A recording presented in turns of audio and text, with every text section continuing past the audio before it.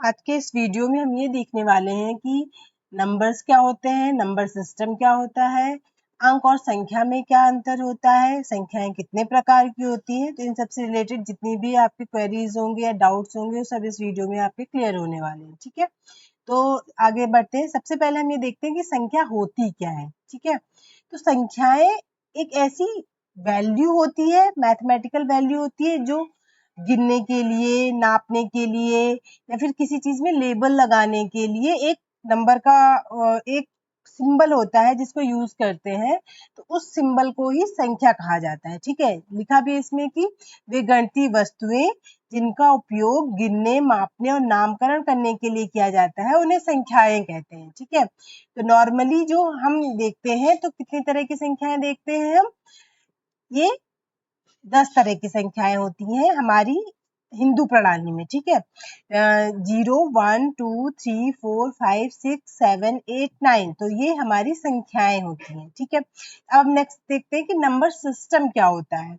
Number system हम अभी तक वैसे कई तरह के नंबर सिस्टम होते हैं। ठीक है, नॉर्मली अगर हम देखें तो एक होता है इंडियन नंबर सिस्टम और एक होता है, इसको अरेबिक नंबर सिस्टम भी कहते हैं, और एक होता है इंटरनेशनल या अंतरराष्ट्रीय संख्या पद्धति या संख्या प्रणाली। ठीक है, तो इन दोनों में डिफरेंस क्या होता है।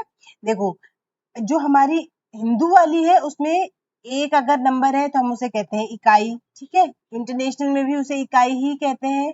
अगर 2 नंबर है तो उसे दहाई या 10 कहते हैं, 3 100, 4 है तो 1000 हो जाता है। ठीक है, और अगर 5 होते हैं तो 10,000 होते हैं, इसमें भी 10,000 होता है।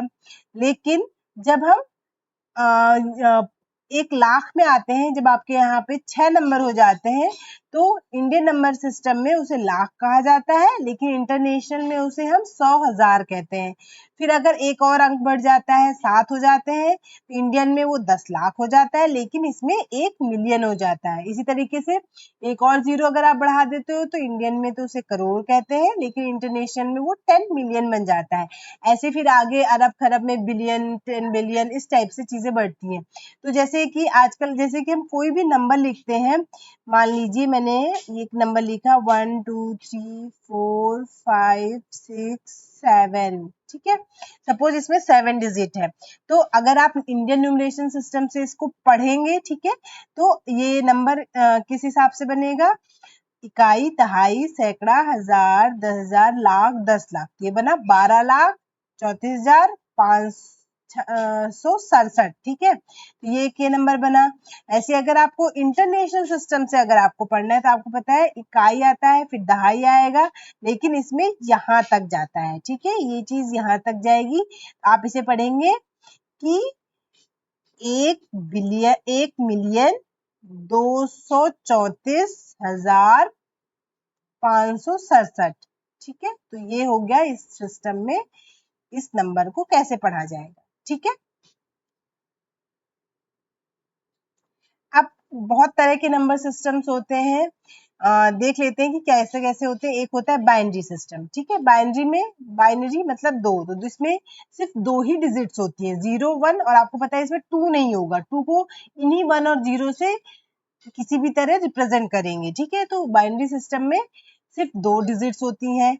ऑक्टल सिस्टम में 8 होती हैं, 0 से लेके 7 तक, मतलब इसमें हम 8 ऐसे नहीं लिख सकते। ठीक है, इसको रिप्रेजेंट करने के लिए आपको इन्हीं 7 सिंबल में, 8 सिंबल में आप यूज करते हैं। डेसिमल सिस्टम, इसमें 10 अंक होते हैं, ये वो सिस्टम है जो हम यूज करते हैं, 0 से लेके 9 तक। अब ऐसे पता है हम 10 नहीं लिखते हैं, 10 का मतलब होता है 1 और 0। 11 हम किसे बोलते हैं, 1 और 1। 19 होता है 1 और 9, यानी कि इन 10 के अलावा जितने भी हम नंबर्स बनाते हैं वो इन्हीं अंकों को यूज करके बना सकते हैं। ठीक है, नेक्स्ट आता है आपका हेक्साडेसिमल सिस्टम।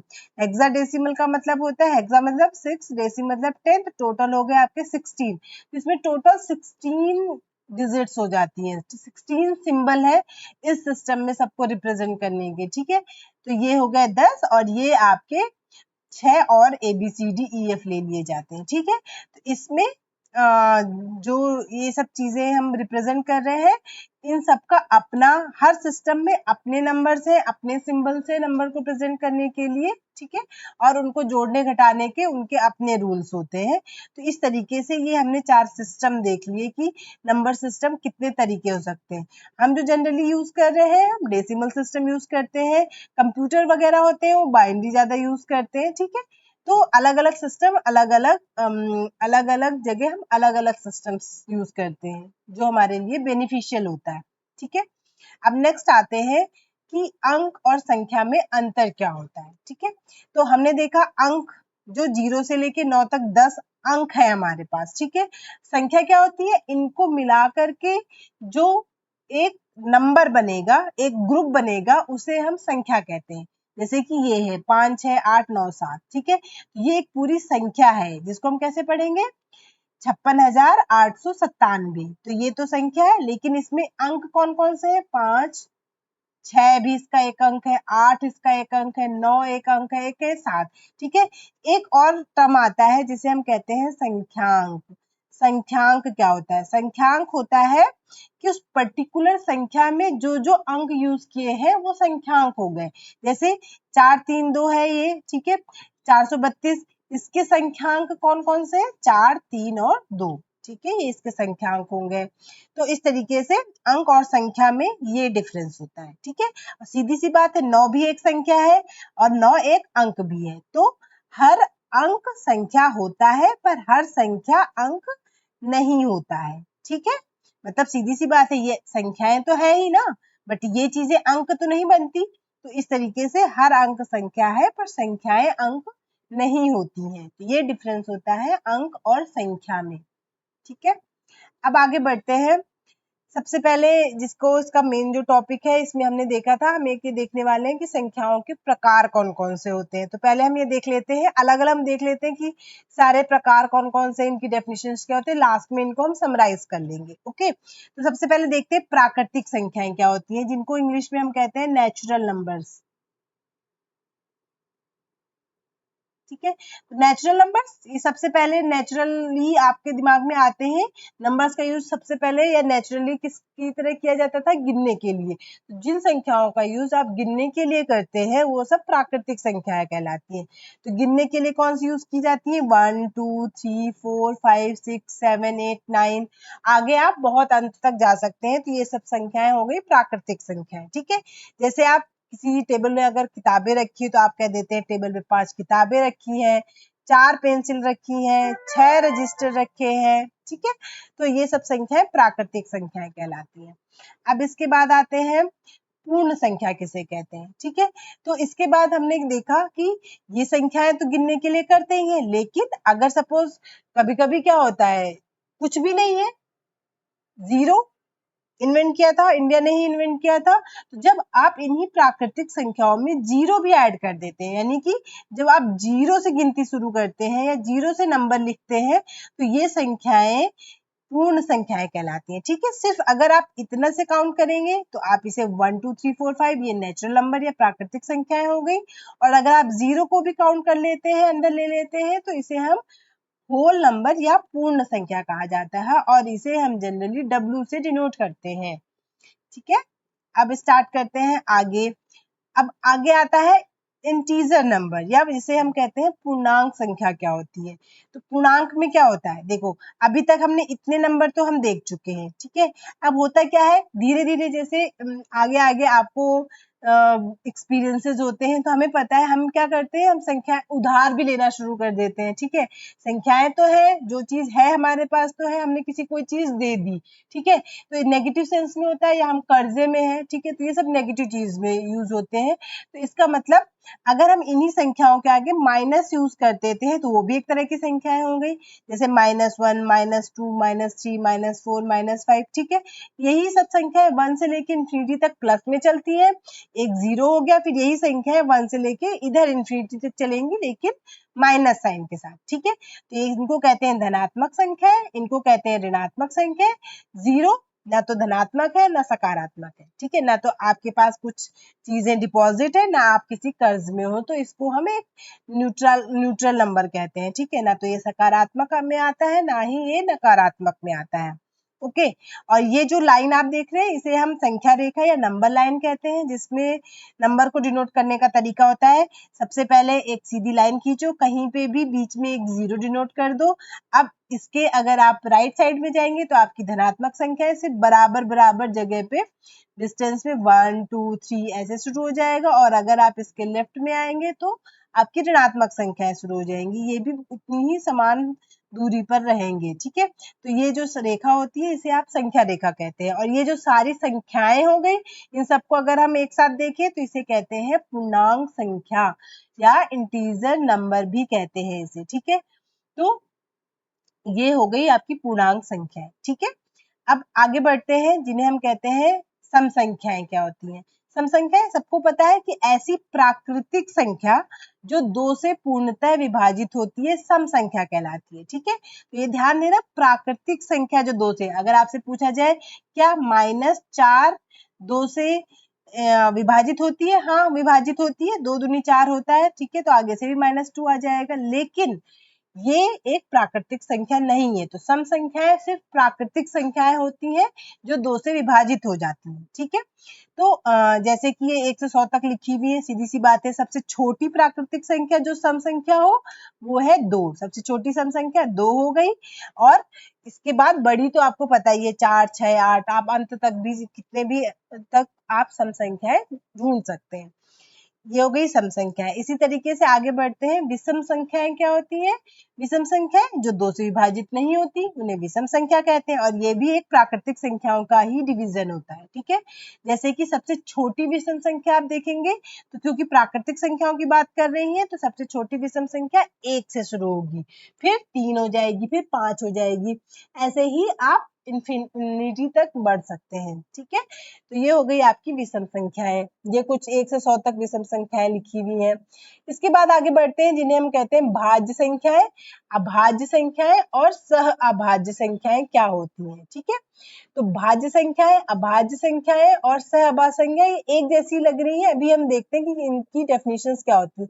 भाज्य सबको पता है जिनमें भाग चला जाता है किसी का, ऐसी संख्याएं जिनमें खुद के अलावा एक एक तो सभी को डिवाइड कर देता है, इन दोनों के अलावा अगर कोई एक नंबर आप ढूंढ सकते हैं जिनसे उस संख्या में भाग जाता है तो उसे भाज्य संख्या कहते हैं। जैसे 4, 4 में देखो 4 से तो खुद जाएगा ही, 1 से भी जाएगा ही, लेकिन इसके अलावा 2 से भी चला जाता है, तो इस वजह से इस संख्या को क्या कहते हैं?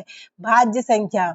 ऐसी 6 में तो 1 और 6 से तो जाता ही है, इसके अलावा आप देखते हैं 2 से भी चला जाता है और 3 से भी चला जाता है। तो अगर कम से कम एक भी संख्या ऐसी आप ढूंढ लेते हैं जो खुद के और एक के अलावा हो और उससे भाग चला जाए उस संख्या में, तो उस संख्या को भाज्य संख्या कहा जाता है। ठीक है, अब आते हैं अभाज्य संख्या होती क्या होता है?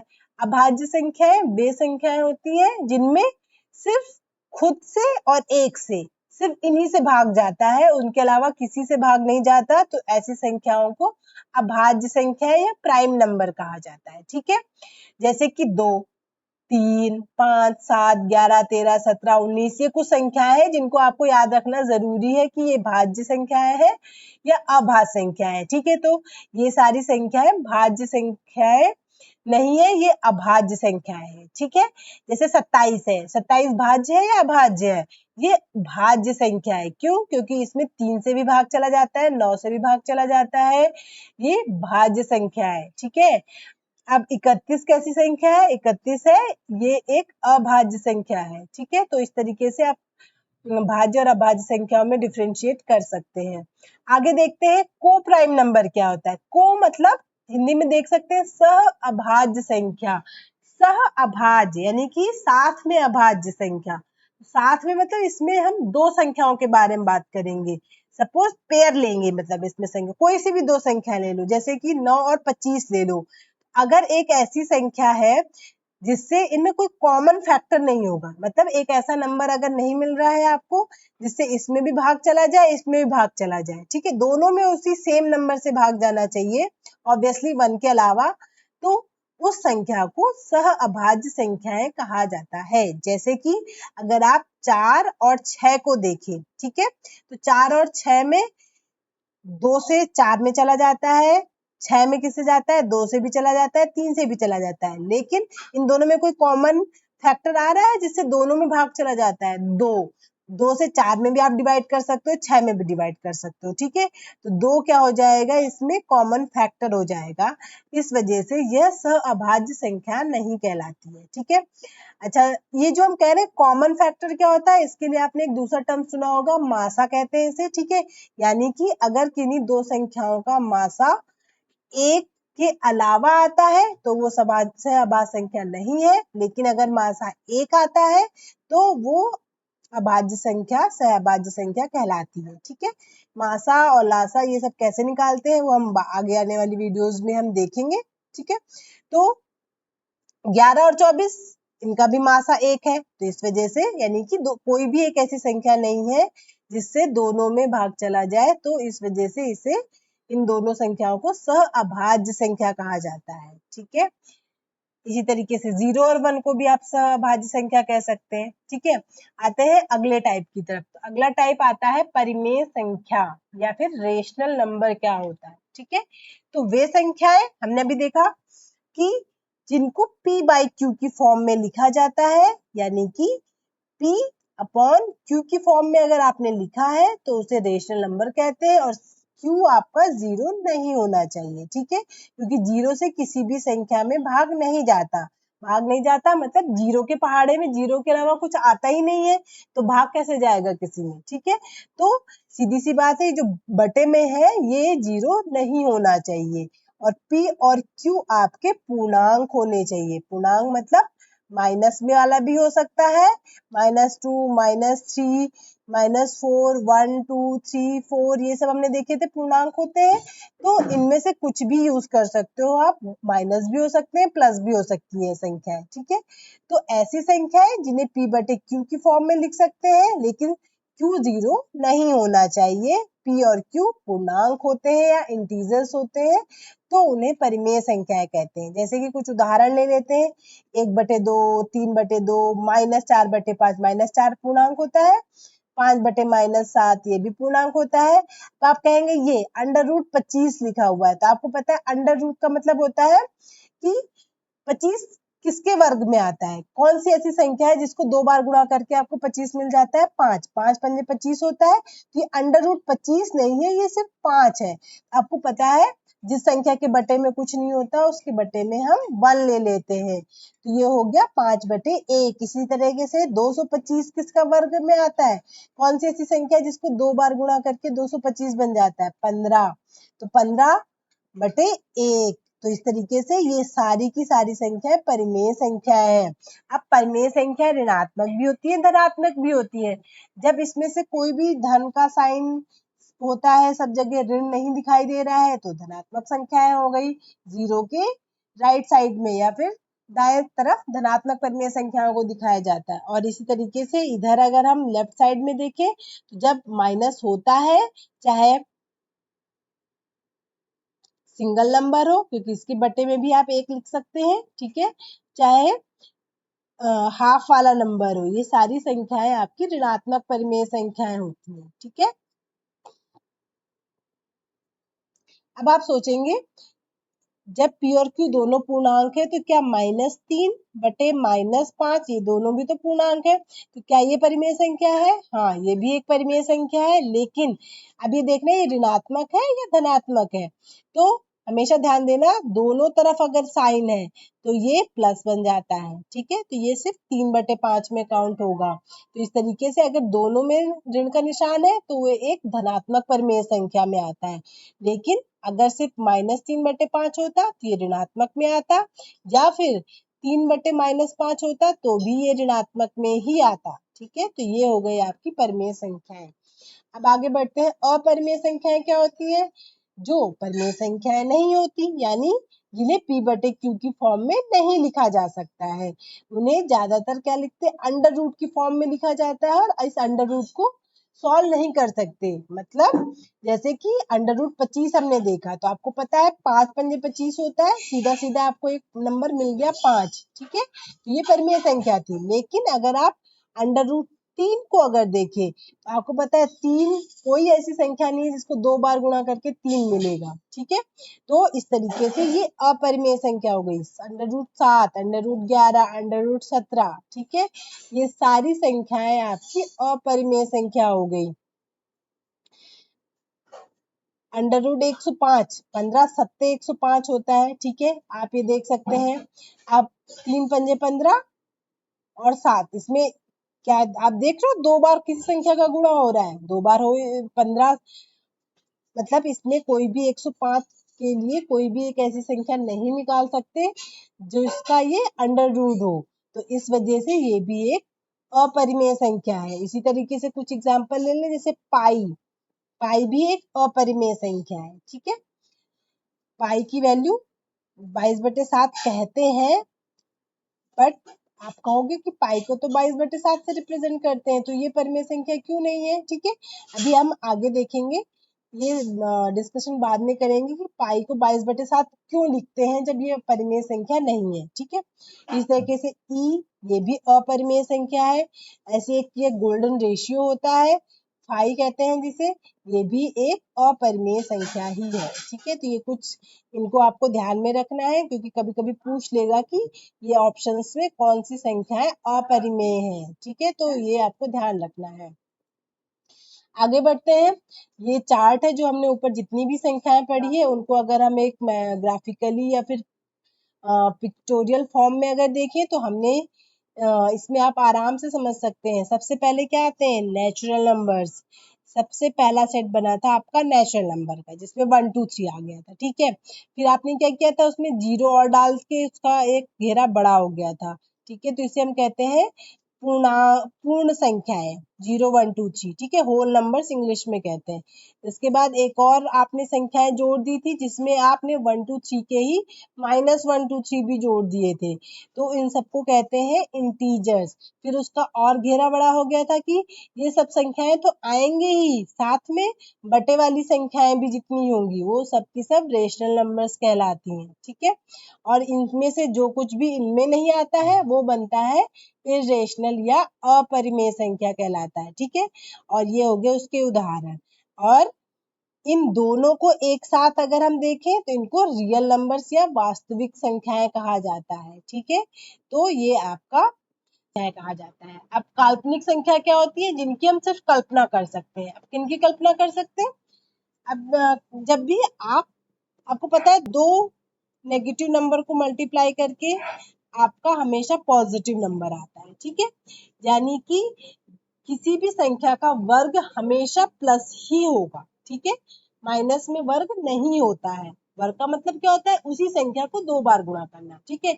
या तो दोनों प्लस होंगी या तो दोनों माइनस होंगी। अगर आप प्लस को गुणा करते हैं तो भी प्लस आएगा, दोनों माइनस होंगी तो भी आपका प्लस आएगा। तो इस तरीके से किसी भी संख्या का वर्ग माइनस में या ऋण में नहीं होता है।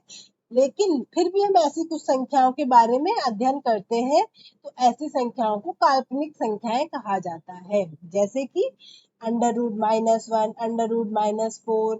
आपको पता है -4 किसी का भी वर्ग नहीं होता है, लेकिन आपको पढ़ना पड़ता है ये सब संख्याएं। क्यों पढ़ना पड़ता है, ये हम आगे चीजें हम जब हम इक्वेशन सॉल्व करना सीखेंगे तब हम वहां देखेंगे, ठीक है।